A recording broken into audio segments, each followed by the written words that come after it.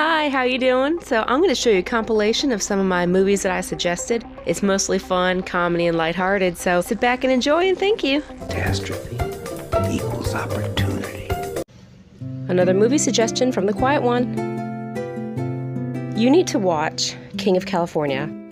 It's about this young girl and her relationship with her father, who was recently released from a mental institution. Since mother abandoned the family when she was young and her father's been in the psych ward, Miranda has taken care of herself. Don't people go to mental hospitals to get better? What's going on, Charlie? Why don't you try calling me Dad? I mean, you're what, 18 years old now? I'll be 17 in 3 weeks. You're gonna be 17? I gotta write this down. Charlie is played by Michael Douglas. Michael Douglas also starred in Falling Down. Really good movie. I highly suggest it. We've all been there. If you've seen it, you know what I'm talking about. All we gotta do is follow Miranda is played by Evan Rachel Wood. us to the treasure. You're serious? This movie kind of has the feel of one of my favorite movies, Little Miss Sunshine, that indie film type of atmosphere. Sir, I'll have to ask. Charlie knows how to get what Charlie wants. I can't believe you just gave that cop our phone number. She calls me. She's a peach. Charlie believes that a long-lost treasure of a Spanish explorer has been left somewhere nearby.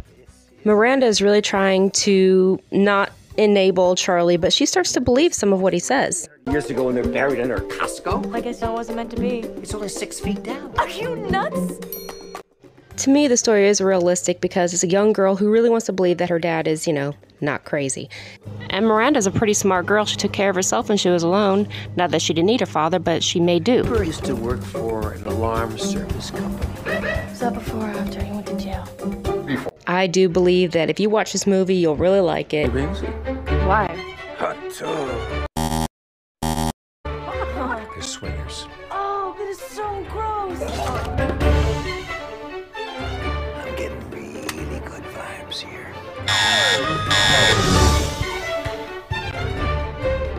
Even if your family isn't trying to find some buried treasure, I think a lot of people can relate to the father-daughter dynamic and try to understand how some people just try to mend their relationship. And this is also the case where the child is more of the parent than the parent themselves. That I obtained from the Spanish treasury. How did you obtain records from a mental institution? Internet. King of California is a really good, entertaining movie. Has a lot of character, a lot of heart, a lot of comedy. And honestly, all the characters, which there isn't but a handful in this whole movie, they're very likable. I do think that a lot of us can relate to the relationships in this movie. Maybe not necessarily a parent-child relationship, but one of those relationships where, you love somebody. You want them to do well and you want to support them. A hug? But you also have to be careful how you do that because you really don't want to enable bad behavior or risky behavior or something that gets you thrown in jail. For hell jail! I think you'll love Charlie. I did because he is a little crazy, but he's really likable like he is. He's a really nice guy. He may not have been the best father, but he's trying to make up for it now. So I encourage you to watch this movie, give it a chance, and tell me what you think. I really enjoyed it, and I hope you do too. So thank you very much for watching this video of mine, and please like and subscribe if you like my content. It really helps out my humble little channel. So thank you so much. Tell me what you think of the movie, and have a good day. Thank you. Catastrophe equals opportunity. Peter, wake up. It's a lot of stuff on the floor down here. I should just bring a broom down here for you if you wanted to sweep up some of the skeletons. I don't know, maybe... Is Peter coming? Shall we be wait? Peter's 8,000 years old. We're not going to have Peter at the meeting. What? It's okay, because I know this guy. It's Count Fagula. Hey, don't swear. Sorry, We're werewolves. Not sweet. What are we? Well, unless you're talking about a bundle of sticks. Chase this bundle of sticks. Werewolves? Don't get it. It's not real. Hypnotize those cops. I'm not a great hypnotizer, so it could wear off any second. You're joking. Not a smoke alarm inside. No smoke detectors, mate. Rule number 1. Smoke detectors. Okay. Okay. That's one of my favorite scenes from the movie. They get in a vampire fight and then somebody hypnotizes a cop so they can't see what's really going on. It's great. I love it. You need to watch What We Do in the Shadows, a 2014 New Zealand mockumentary horror comedy film. This will be spoiler-free as much as possible. I'm just talking about the very basic beginning and plot of this movie, so I'm not going to give anything away. So the movie starts off by informing us that every few years, a secret society gathers for a special event known as the Unholy Masquerade. And in the months leading up to the ball, a documentary film crew has been granted full access to a small group of this society. Each crew member wore a crucifix and was granted protection by the subjects of the film. And the subjects of the film are 4 flatmates in Wellington, New Zealand. We see an alarm go off at 6 o'clock, which turns out to be 6 p.m. because vampires obviously can't stay up during the day. The lid of a coffin opens up and we see a vampire slowly raise out of the coffin. This is Viago, and his job is to wake up the other vampires in the house for a flat meeting. The first one we come across is Deacon, who's hanging upside down in a closet.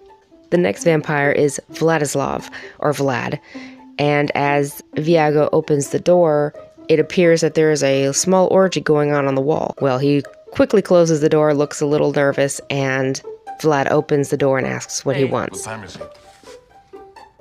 We're going to have a flat meeting in about 10 minutes. 20. Okay, is it? Our next stop is Peter, who lives down in the basement behind a boulder. Peter strongly resembles Nosferatu, the famous vampire from the 1922 movie called Nosferatu. So apparently Peter is fed live chickens by his housemates. Nothing bad happens to the chicken. It's an actor chicken. I'm sure everything was fine. We're just having a flat meeting upstairs in about 10 minutes. There's a lot of stuff on the floor down here, Peter. And oh, it's a spinal column. Yuck. I should just bring a broom down here for you if you wanted to sweep up some of these skeletons. I don't know, maybe... Is Peter coming? Shall we be great? Peter's 8,000 years old. We're not going to have Peter at the meeting. Okay, so... What we have next is just basic, discussions about chores, who does what, who needs to do what. So there's a discussion about dishes, and Deacon apparently has not done dishes in 5 years. Vlad tells him that he is so embarrassed when he brings people over. And Deacon's like, what does it matter? You bring them over here to kill them. So basically they're arguing about basic, mundane things. They have a chore wheel, all very boring stuff. They just happen to be vampires. So let's meet some of the vampires here. So first we have Viago, who we met at the very beginning. He is 379 years old. As one of the other vampires called him, he's an 18th century dandy. Then we have Deacon, who's 183. He's like the baby of the vampires. Somebody called him the bad boy, the rebellious vampire. And we have Vlad, who is 862 years old. They describe him as the older medieval vampire. They call him a perv and said that he has some very old ways of thinking, like just suggesting they get slaves. And then we have Peter, who we've talked about earlier, the 8,000-year-old, very decrepit vampire. One of the things they mentioned at their flat meeting, which I thought was pretty funny, about the chores. Somebody praised Vlad for putting out the recycle. That's good. And the other day, I dragged the man's body down the hallway and noticed that there was no dust. Kind of swept the hallway.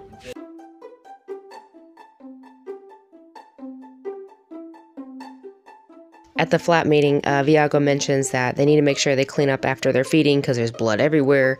You need to put down some papers or something, put down some towels and try to soak up that stuff. Vlad mentions, I became a vampire at 16. That's why I always look 16. In those days, of course, life was tough for a 16-year-old. And Viago came to New Zealand because the love of his life, or afterlife, immigrated to New Zealand with her family. So Viago decided to immigrate or be shipped to New Zealand, and he asked his servant Philip to send him there. Well, apparently Philip put the wrong postage and the trip took 18 months. By the time he arrived to New Zealand, Catherine was already married and in love with another person. So he let her be, and he never disturbed her, but that is his long-lost love. Viago mentions that he has a locket that she gave him, which is pure silver, with her photo inside. He puts it on to show it off, but apparently vampires cannot wear silver, so he struggles. About as long as I can wear that. One thing they mention is they have no reflection, so they have to give each other feedback on their appearance, which they all dress pretty much in dated clothing. But as Viago mentions, sometimes you find a victim and you think, hey, those are nice pants, so you get a new wardrobe right there. We are told there are 60 to 70 vampires in the Wellington area, and they cannot go in any place unless they are invited. We meet Deacon's familiar, Jackie. She's pretty much their gopher and does whatever they tell her to do. And they have a deal that she will eventually become immortal. She will become a vampire. Deacon seems to be putting it off a little bit. He always comes up with excuses, but she's waiting. So her next task is to gather virgins for them. And she does mention it's been 4.5 years and she's becoming impatient, but she's doing what she can to become this vampire that she's training to be. So next we see Viago talking to a woman sitting on the couch in the house. He sets down some newspapers on the floor and he has a stack of towels, so this is probably his next victim. So they talk for a minute and she talks about how she wants to travel and what she wants for the future. You can tell this makes him uncomfortable because he knows what he's going to do and he's just like, okay. Well, apparently he's not very good at this whole vampire thing. He hit the main artery and blood is shooting everywhere. And he says, on the upside, I think she had a really good time. So Jackie brings a man and a woman named Nick and Josephine to dinner. The virgins. Only they find out actually they're not virgins, but they go along with the plan anyway. Deacon mentions, I think we drink virgin blood because it sounds cool. So at dinner, Viago comes out with a couple cans of looks like canned spaghetti and just plops it into the humans' plates. Please, Nick, eat some biscotti. I didn't realize you enjoyed eating worms, Nick. Look, they are worms. We stole that idea from the Lost Boys. Deacon explains that he tricks people into thinking they're eating worms a la Lost Boys, but he adds he puts a twist on it by making a man also think that he has a snake down there. At that point, Nick is like, that's it, I'm out. And he tries to leave. So he's searching the house, trying to find a way out. All the doors are locked, all the windows are locked. He actually looks out the second-story balcony and sees Jackie leaving in her car, kind of like, sorry, Nick. And so he's trying to find another way out. As Nick is running down the hallway, he's attacked by a flying bat, which I assume is one of the vampires. One of the scenes that is just so ridiculously funny to me because I have a really stupid sense of humor is when Nick is running, there is a cat sitting there, you're hearing it just yowling, and it has the face of Vlad over the cat's face. So Nick finally escapes, runs out of the house, and is tackled by Peter. And they're like, oh, Peter got him, oh, poor guy. So apparently the fate with Peter is worse than being killed by these guys. I think you'll like this movie. It really has a dry sense of humor. It's very quirky. It has these totally awkward vampires that just don't seem to do vampire very well. Well, at least Viago doesn't. He's just kind of he's trying his best. He's trying his best. We learn a few things. We learn that there's a feud between the werewolves and vampires. They come across a pack of werewolves in their human form, and they kind of pick on each other a little bit. Vampire tosses a stick, and one of the werewolves turn around and try to run, like, no, don't do that. One of my favorite scenes is when there's this discussion going on. One of the werewolves keeps swearing, and one of the other werewolves says, are we swearwolves? No, we're werewolves. So he doesn't like the swearing. So these vampires finally get an official invitation to the masquerade, where there'll be vampires, banshees, zombies, all the undead. They also learn that someone called the Beast will make a special appearance as the guest of honor. And it just so happens the Beast is Vlad's arch nemesis. This is a great movie. It's hilarious. I love it. I think you'll love it, even if you don't like horror movies. But if you like horror movies and comedy, this will be the perfect combination for you. I personally love it. And there is a series based off of this movie also called What We Do in the Shadows. I've only been able to see a few episodes of it, and I love it. I think it's great. It follows the same vein of comedy as the movie, and that's my next task right there, is to watch the series. So I appreciate you watching my video. I hope you get to watch the series and the movie as well. And if you do, let me know what you think in the comments. I appreciate it.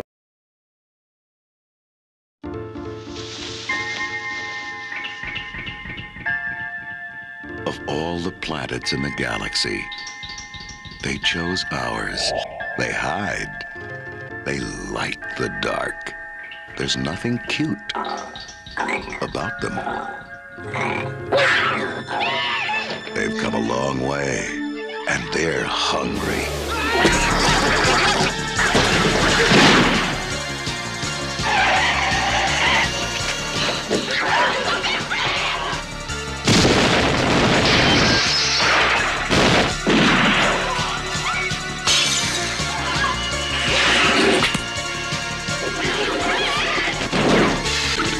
Dad's all torn up and Mom's got like a harpoon sting in her neck and they're getting bigger.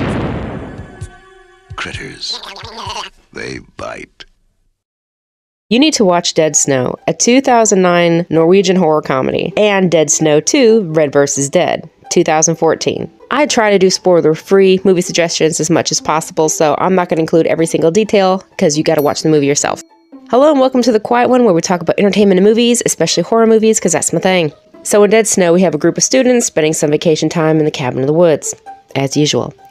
An older man shows up and he starts talking about World War II and the Nazi invaders. Well, eventually the Nazis become zombies and they start hunting the kids in the cabin in the woods.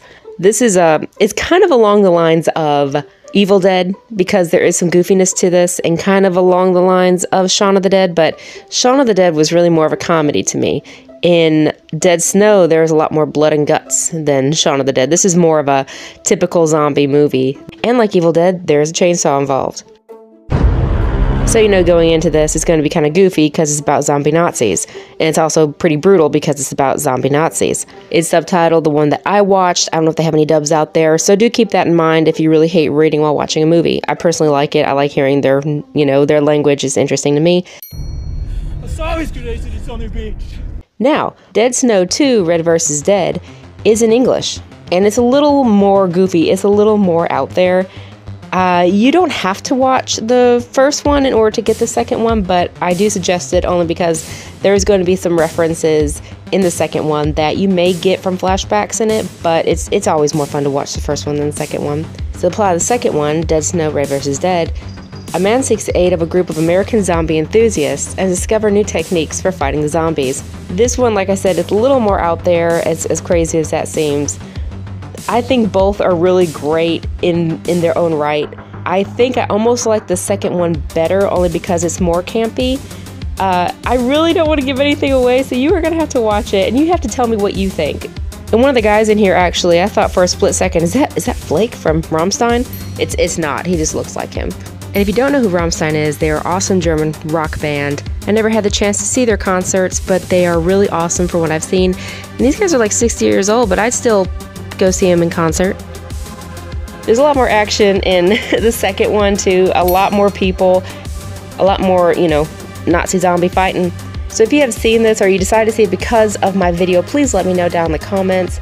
This is such a fun movie. I think you'll like it. Like I said, if you like Evil Dead, if you appreciate Shaun of the Dead, I do think you will like this. And right before the credits, there's a scene that will make you laugh and cringe at the same time. If you've seen it, you know what I'm talking about. If you haven't seen it, watch the movie. So I hope you like these movies, Dead Snow and Dead Snow 2, Red vs. Dead. Hello, and today we're going to talk really quick about Tenacious D and the Pick of Destiny, a movie from 2006. It's a great movie, I love it. It stars Kyle Gass and Jack Black. So the quick plot is these two guys are musicians. They're in their own little band together, a two-man band, and they notice that a lot of these musicians have that special pick, and their goal is to get that pick and become great musicians themselves. They find that it's at the Rock and Roll History Museum. Oh, and this movie also has the devil, and a great cast, and also has Tim Robbins. All these great actors are in a movie where Jack Black hallucinates and becomes a baby Sasquatch. Or baby sass, they call him a baby sass. But I love it, I could watch it every single day, it's hilarious, I do recommend it. But what this video is about, this little boy. This little kid playing Jack Black as a young child. Look at that angry face right there, he's so mad. And that little boy was Troy Gentile. You probably recognize him as Barry from the Goldbergs. I always thought he was hilarious, but I really didn't make the connection that that was him until years later.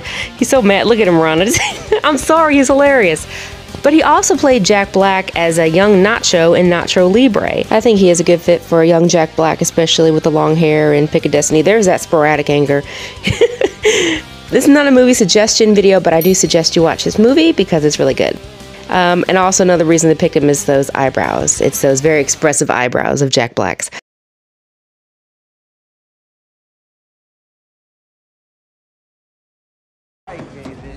Buddy, we got Spanish now. Spanish is like guacamole, chips, and salsa.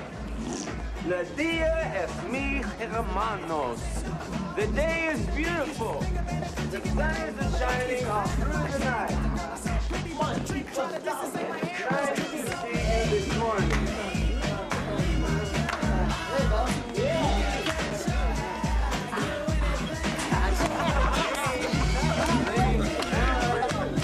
Sorry, guys.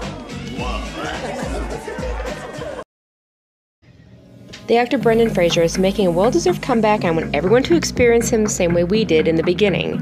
So this movie may not be Oscar-worthy, but it was 1992, and it does capture the teen movie genre pretty well for the time. It is corny and weird, but you have to watch the 1992 movie starring Shaun, Pauly Shore, and Brendan Fraser in Encino Man. You have to ignore the poor quality of the first clip from the trailer. The clips do get better after that, though, I promise.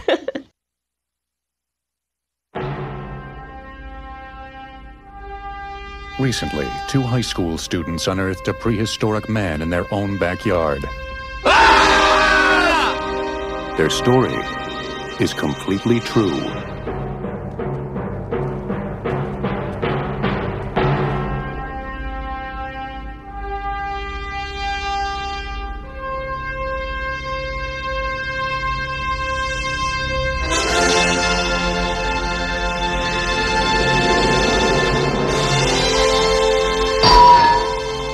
Encino Man. Flamage.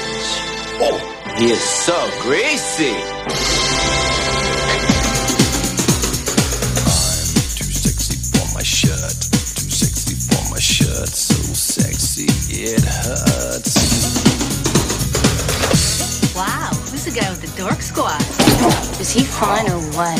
This guy's our ticket to fame and popularity. All we gotta do is get him enrolled in school, and he'll help us become popular. He's a looker. Wait, be careful! He's dope. I'd go out with him.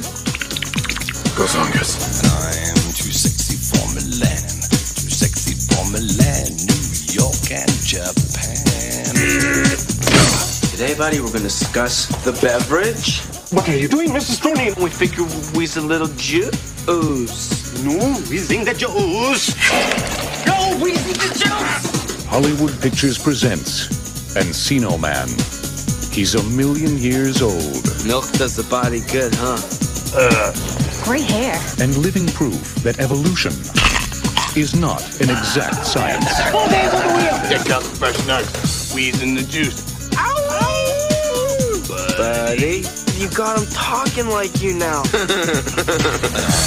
sexy for this song.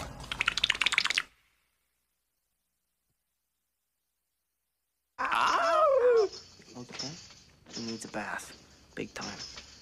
Well, thanks to getting a lovely copyright, letter from YouTube, I have to remove this song. So I guess I'll just talk over a little bit. Obviously he's dirty, so like soap won't do. Let's get some chemicals from under the sink.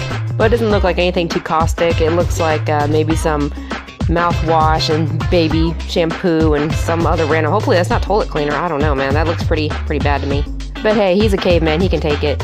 So this is obviously the part where they doll him up, kind of like, in the movies where a girl takes down her hair and takes off her glasses. Oh my God, she's sexy. Guess what? She was sexy the whole time. That's why you hired her. And she's a cute little actress. When that's why Brendan Fraser got that part, because he's, look at him. He's adorable. Look at him. He's freaking adorable. I don't care. Even when he was all muddy and a caveman, he was still adorable. So there you go. Standing go. Dude, if I had a bic, bro, right here. No, don't freak out. This is what put this place on the map. What are you doing, Mrs. Stoney? No, you can't do this. You can't do this here. Leave now, you must leave now, please. Look, Kashmir, Rajneesh, why don't you just chill? No, but still. Link and I are cruising the mountain, bro, and we figure we's a little juice. No, we think that you ooze. Where's the juice? No, we think the juice. No, we think the juice. Chill, bud. No, but chill. No. It's okay. Just chill.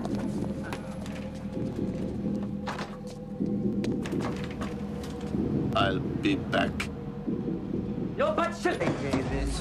Buddy, we got Spanish now. Spanish is like guacamole, chips, and salsa. La dia es mi hermanos. The day is beautiful. The sun is shining all through the night. Nice to see you this morning.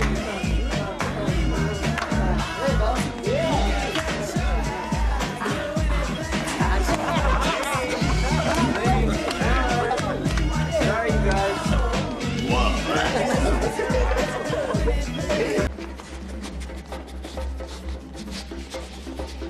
Whoa. Excuse me. Hey. Link. Is this dude totally fundamental or what? Did you miss me? Always. Who is this? This is my friend Link. He's staying with us for a little while. He's from Estonia. You're kidding. This guy is staying with you guys? Yeah, he's thinking of becoming a hairdresser, actually.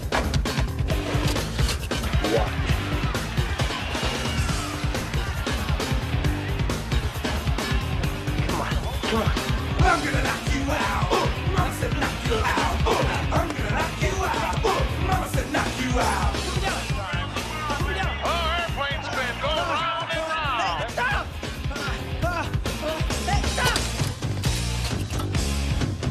Knock you out.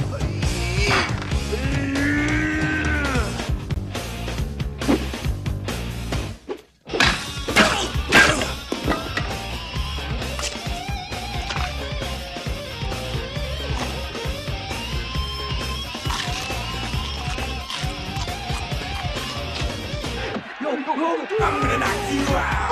Mama said knock you out. Mama said knock you out.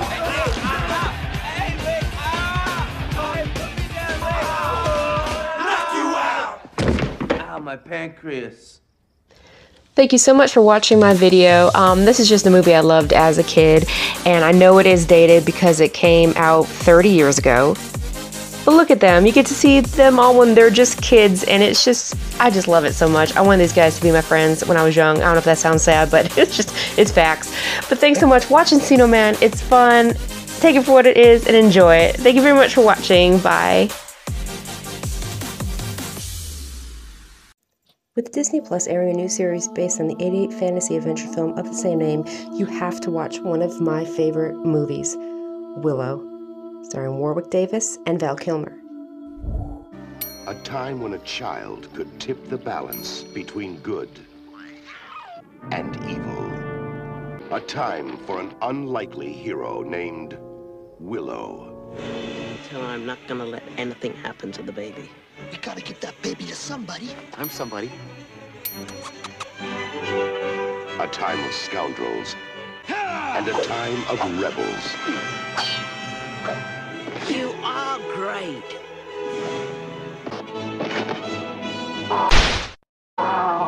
You're a great warrior and a swordsman. And you're 10 times bigger than I am, stupid. Find the child. Find the child. Willow. You're for my property? What are you doing here? Ma'am, I'm just here to pick up all this garbage.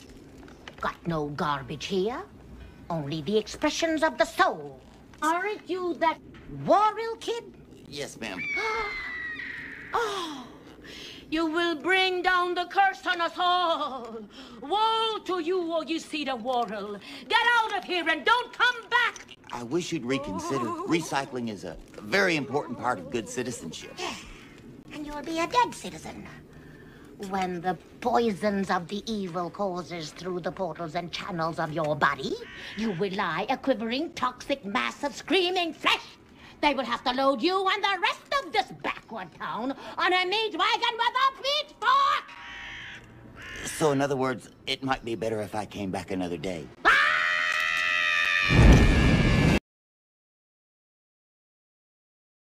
Pickle! Did you know that in the 2004 zombie comedy movie Shaun of the Dead, the leading actor Shaun is called Pickle by his mother Barbara? That is because the director Edgar Wright was actually called Pickle by his mother, who actually taught some classes at his school. I wonder if that led to any awkwardness. Have a cup of tea and wait for all this to blow over.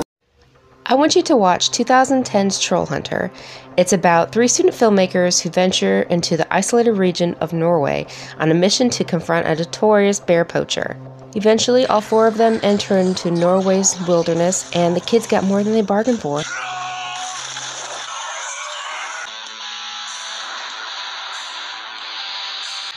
I love this movie. I think it's so great. It's Norwegian, so obviously, unless you know the language, there are subtitles. The English dub is pretty good too. I watched that as well. So in this story, trolls are real. Trolls are real people. They're big trolls, little trolls, trolls that climb on rocks, trolls that throw rocks. It's found footage type of deal here, but it's actually pretty natural. It's believable because obviously they're student filmmakers, so it makes sense for them to carry cameras at all times. And it's not just your typical horror movie. There's some heart, there's some comedy. So again, 2010 Trollhunter, watch it. I'd like some makeup. Well, you don't get any. All right. Are we ready to begin?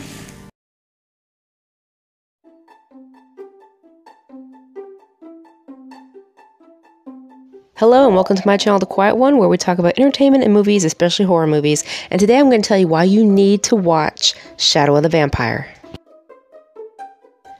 Shadow of the Vampire is a 2000 horror film starring John Malkovich and Willem Dafoe. It's a fictionalized account of the making of the classic vampire film Nosferatu, directed by F.W. Murnau.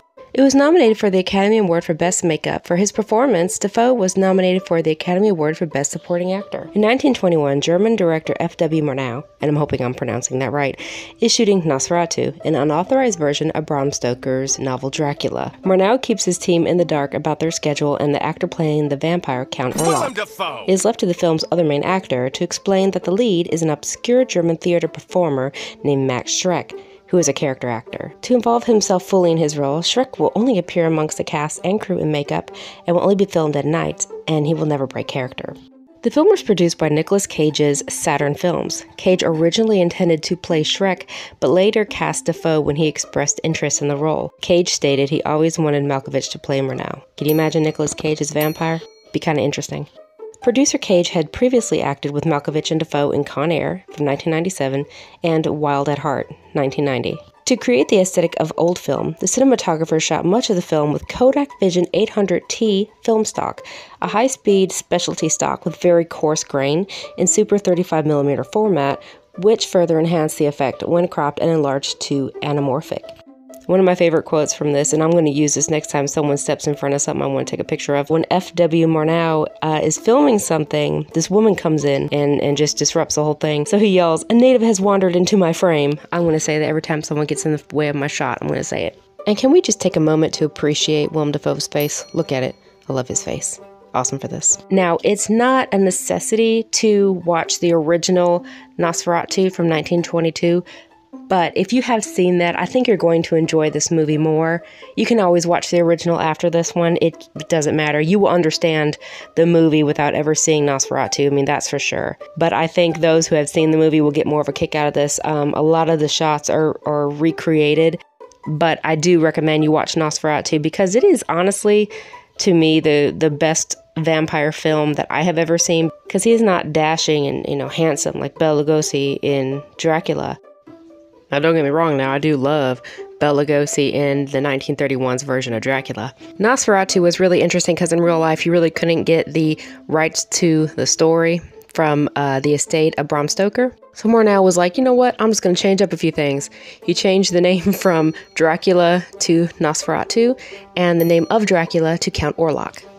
When there's a will, there's a way, right? He wanted that story, he was going to get it. German ingenuity. And it's a really awesome cast featuring Eddie Izzard and Cary Elwes from The Princess Bride. He's done other things, but we all know him from The Princess Bride.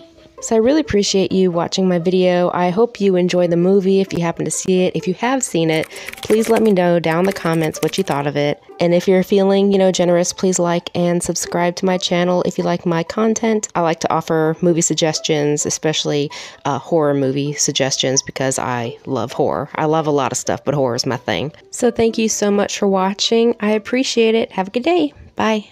This clipped girl. I'll eat her later.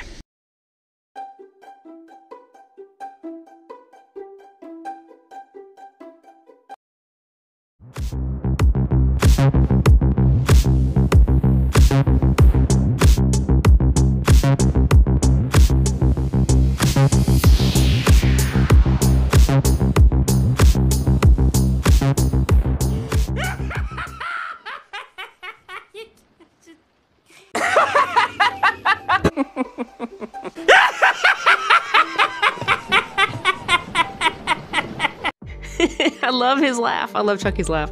Okay, so today is going to be a movie suggestion, which I didn't figure I would do only because so many people know who Chucky is.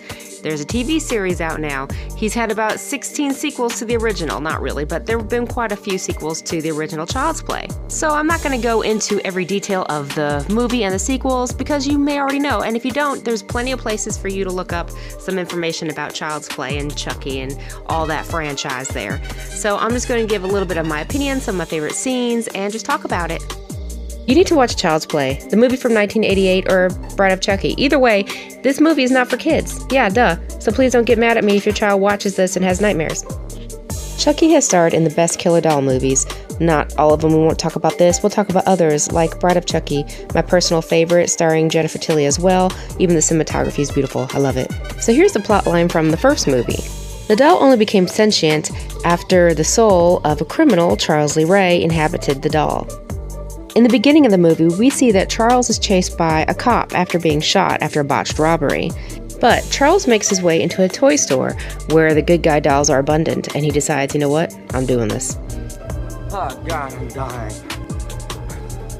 You hear that, you son of a bitch? I'm gonna get you for it, no matter what! After some blood loss and collapsing to a heaping pile of good guy dolls, he realizes, I can transfer my soul into this doll. Let's do it. And through the power of voodoo, he successfully transfers his soul into that of the good guy doll. So Charles Lee Ray dies, and his soul lives on in the Chucky doll. And Chucky is voiced by and played by Brad Dourif. He is an awesome actor. He's been in so many movies and TV series. So the next few movies does involve Chucky, or Charles Lee Ray, trying to get his soul into the body of another person, namely a child. But let's talk about some. He is a doll. He is small. He is carrying a ruler right here. Kick that mofo across the room. Look at him. He's tiny. Talk. I said talk to me, damn it! All right. Make you talk. I said talk to me, damn it, or else I'm gonna throw you in the fire! You stupid b****!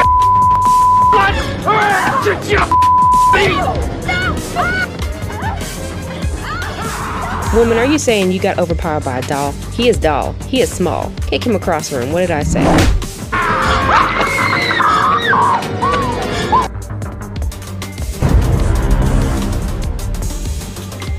I like how Chucky gets up and then just turns around and runs away like, nope. In the 1990 sequel, Child's Play 2, Andy has made his way into a foster care home, and this is his older foster sister.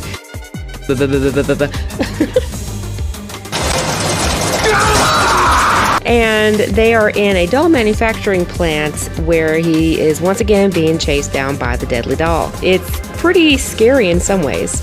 I'm gonna kill you, Andy! I mean, that is kind of freaky no matter what. I do find it funny that this kid has seen so much, but this bothers him. Like, woo.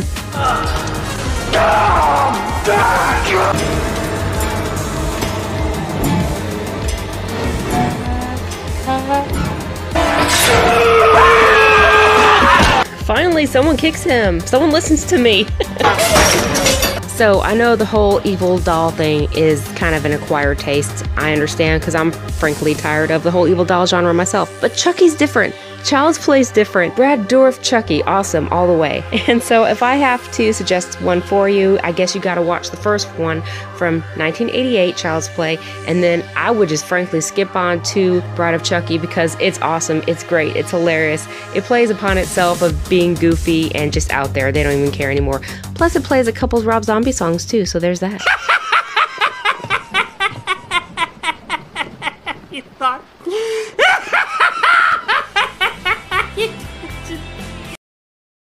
Do you remember this movie? It's a 1991 comedy fantasy drama about a woman's imaginary friend who's come back to visit her again, Drop Dead Fred. The movie stars Phoebe Cates and Rick Mayall as Fred. After the young woman gets a divorce, she moves back in with her mom and her imaginary friend Fred pops back up. And since it's her imaginary friend, she is the only one that can see him, which causes her a lot of trouble because he is so mischievous. It's really goofy. I think for a lot of people it's an acquired taste. I remember watching this as a kid and I absolutely loved it. It's goofy, it's great. Watch Drop Dead Fred.